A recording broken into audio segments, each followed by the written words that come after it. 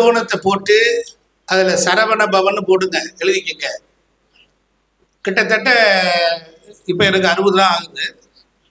நாங்க சிறுபள்ளியில் இருக்க போகும்போது முருகனுடைய 6 படையும் போட்டு 6 படைக்கு 6 சக்கரத்தை போட்டு அதுல அந்த அந்த சக்கரங்கள் அதுல அந்த சரவண பவ ரகட பவச அப்படின்னு சொல்லி போட்டிருப்பாங்க.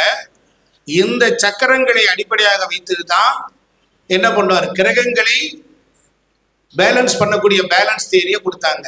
நீங்க முருகன் நல்ல பழைய முருகன் படத்துக்கு கீழே காலில் பார்த்தீங்கன்னா பாம்பு இருக்கும், பார்த்துருக்கீங்களா இல்லையா? ஆமா, 6 8 12 ஒரு ஒரு அட்டமாதிபதியும் பாதகாதிபதியும் 2 பேர் சேர்ந்தா என்ன வினைய கொடுப்பானோ அது 3ஆம் இடம் கொடுத்துரும். 3ஆம் இடத்து அதிபதி கொடுத்துரும். 3ஆம் இடத்து அதிபதி கொடுத்துரும். போன பிறவியில அட்டமாதிபதி மாரகாதிபதி பாதகாதிபதியோட வேலையை பாவத்தை அழகாக சொல்லக்கூடிய அந்த ப்ரீவியஸ் பெர்த்தினுடைய ரெக்கார்டு தான் ராகுடைய கர்மா, நிலன் கர்மாவும் கேதுவோட கர்மாவும்.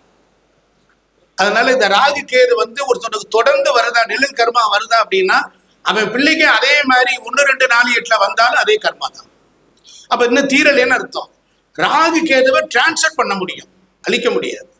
அப்ப நம்முடைய பேலன்ஸ் பண்ணக்கூடியவர்கள் எல்லாம் ஒரு மனிதன் எதனால அவன் கர்மாவைக்கு வந்தான் பிறந்தாங்கிறத இதை வச்சு கண்டுபிடிக்கலாம். ராகு கேதுவினுடைய அச்சுப்புள்ளியை வைத்துக்கொண்டு நீங்கள் ஜாதகம் சொல்லலாம். அந்த கலையை இருக்கு, இலவசமாக வாங்கி கொள்ளலாம்.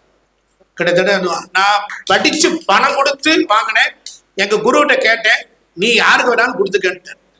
அதை வாங்கி யாராவது வித்து பொழைச்சிங்கன்னா குஷ்டம் வந்துடும்.